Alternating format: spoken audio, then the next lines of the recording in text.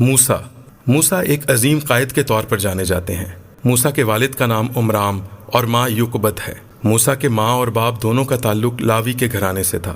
لاوی یعقوب کا بیٹا تھا اور یوسف کا بھائی تھا، یعنی موسیٰ کا تعلق بھی ابراہیم کی نسل یعقوب کے گھرانے سے تھا۔ موسیٰ کو حلیم شخص کہا جاتا ہے۔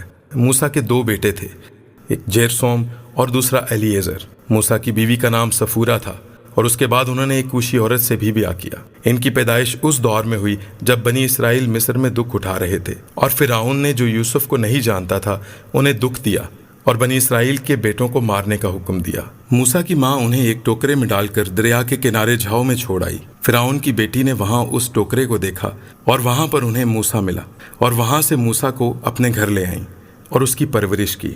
مصر میں مقدس موسیٰ نے مختلف علوم کی تعلیم حاصل کی۔ موسیٰ نے ایک مصری کو قتل کیا اور فرعون کے ڈر سے وہ بھاگ گئے۔ 40 سال بعد خدا موسیٰ کو جلتی جھاڑی میں ملے اور اسرائیل کی رہائی کے لیے انہیں حکم دیا۔ خدا نے موسیٰ کو معجزات کی قوت بھی دی اور انہوں نے مصر میں مختلف طرح کے معجزات کیے۔ مقدس موسیٰ نے فرعون سے کہا کہ وہ بنی اسرائیل کو خدا کے حکم کے مطابق وہاں سے لے کر جانا چاہتے ہیں۔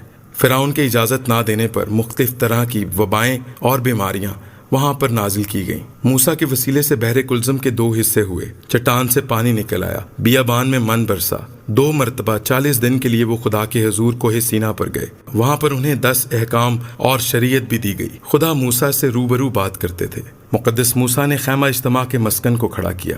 استثنا کی کتاب اس کے 34ویں باب میں ہمیں ذکر ملتا ہے کہ موسیٰ نے مواب کے ملک میں وفات پائی۔ مقدس موسیٰ کی کل عمر 120 برس ہوئی، اور نہ ان کی آنکھ دھندلانے پائی اور نہ ہی ان کی قوت میں کمی آئی۔ نئے عہد نامے میں بھی یسوع مسیح نے بہت جگہوں پر موسیٰ کا ذکر کیا، یہاں تک کہ وہ واقعہ جب یسوع مسیح کی صورت بدل گئی تو ان کے ساتھ پترس، یعقوب اور یوحنا نے موسیٰ اور ایلیا کو ان سے باتیں کرتے ہوئے دیکھا۔ عبرانیوں کے خط میں مقدس موسیٰ کے ایمان کا ذکر ملتا ہے۔ مقدس موسیٰ کی لاش کے لیے میکائیل اور ابلیس کے درمیان بحث و تکرار ہوئی۔ مکاشفہ کی کتاب میں بھی ہمیں موسیٰ کا ذکر ملتا ہے۔